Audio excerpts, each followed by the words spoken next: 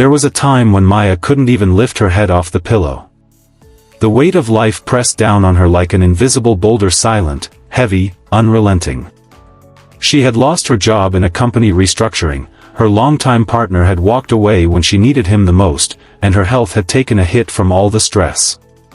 Friends she thought would stay forever had grown distant. The days blended into nights, and the mirror no longer reflected someone she recognized.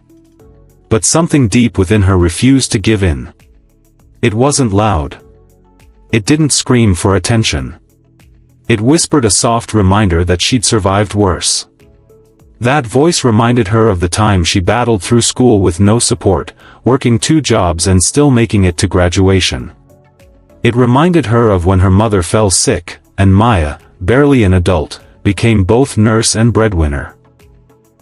It reminded her of every tear she'd wiped on her own sleeve, every storm she'd stood through, every closed door she'd kicked open with nothing but faith and determination.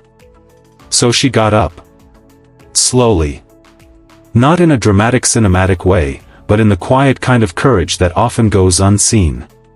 One step at a time. She updated her resume, applied for dozens of jobs, took small freelance gigs to make ends meet.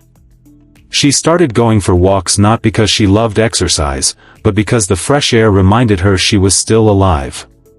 She reconnected with old hobbies, began journaling, and even dared to dream again. Months later, she was working at a company that valued her, in a role she loved. Her mornings were filled with coffee and gratitude, and her nights with peace. She had formed new friendships, real ones built on empathy and resilience. The wounds hadn't disappeared, but they no longer bled.